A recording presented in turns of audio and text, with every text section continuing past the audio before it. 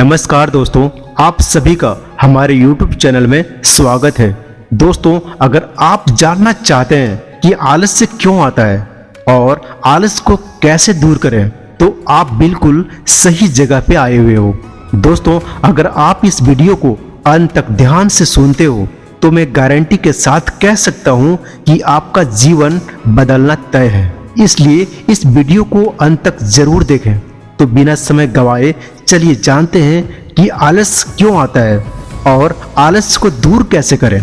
दोस्तों, किसी ने बड़ी कमाल की बात कही है कि आलसी वही है जिसके जीवन में कोई बड़ा लक्ष्य नहीं है, जो जीवन को जीना नहीं काटना चाहता है। दोस्तों, एक छोटी सी कहानी जिसके द्वारा आप जानेंगे कि कैसे आलस्य आपके जीवन में आप पर हावी होता जा रहा है और कैसे आप उसे अपने जीवन से बाहर निकाल सकते हैं। तो चलिए कहानी की शुरुआत करते हैं। एक बार एक नौजवान लड़का एक महात्मा के पास जाता है और उनसे पूछता है कि मुझे आलस्य क्यों आता है।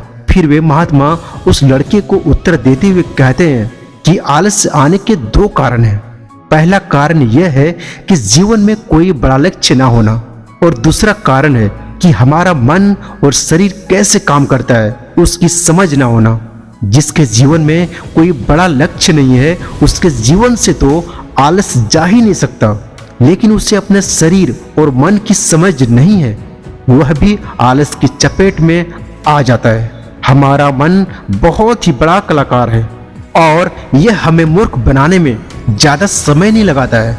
अगर तुम ध्यान करना चाहते हो तो यह तुमसे कभी भी ध्यान करने के लिए मना नहीं करेगा। यह तुमसे कहेगा कि ध्यान करना ब्रह्म मुहूर्त में ज्यादा अच्छा होता है। अब ना तो तुम ब्रह्म मुहूर्त में उठ पाओगे और ना ही तुम ध्यान कर पाओगे। यह तुम्हें धन कमाने के लिए कभी भी मना नहीं करेगा, लेकिन यह तुमसे कहेगा कि धन ही सब कुछ थोड़ी होता है। और यह कभी भी तुम्हारा विरोध नहीं करता, बल्कि यह तुम्हें मूर्ख बनाता है। और कमाल की बात यह है कि तुम मूर्ख बनते हो। फिर वह लड़का उन महात्मा से पूछता है कि तो फिर इसका समाधान क्या है महात्मन। फिर वे महात्मा जी कहते हैं कि जो ये तुम्हारे साथ कर रहा है वही तुम इसके साथ करो, यानी कि तुम्हारा मन तुम्हें मूर्ख बना रहा है तो तुम भी उसे मूर्ख बनाओ। जब तुम्हारा मन तुम्हें कहेगा कि कुछ देर सो जाता हूँ उसके बाद काम करूंगा, तो तुम उसे कहो कि कुछ देर क्यों, ज्यादा देर सोऊंगा लेकिन उससे पहले काम पूरा करूंगा।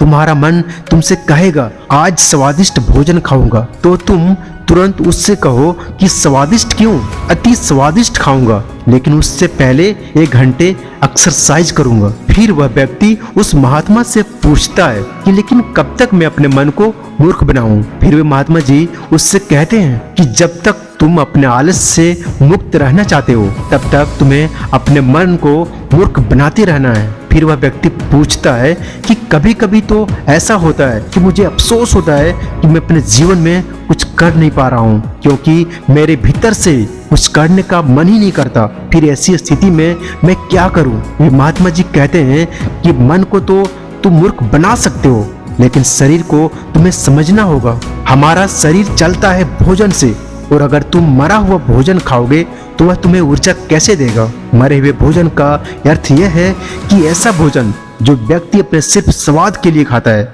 जिससे शरीर का उचित विकास नहीं होता है, जैसे कि मिठाइयाँ, पिज्जा, बर्गर, फास्ट फूड आदि।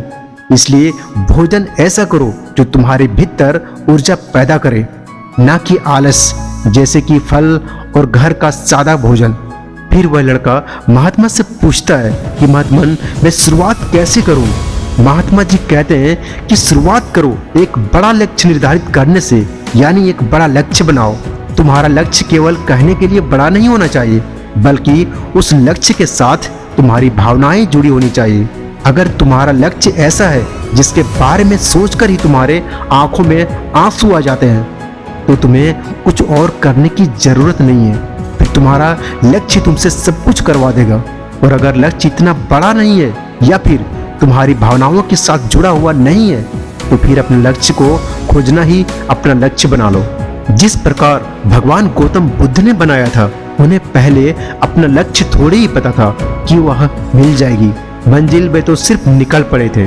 आशा थी मन में, लेकिन वो भी टूटने लगी थी। लेकिन अंदर से प्यास इतनी गहरी थी कि लक्ष्य को पाकर ही रही। जब तक तुम्हें यह पता नहीं चलता कि तुम्हारा लक्ष्य क्या है, तब तक तुम अपने मन को मूर्ख बनाते रहो, जैसे वो तुम्हें बना रहा था।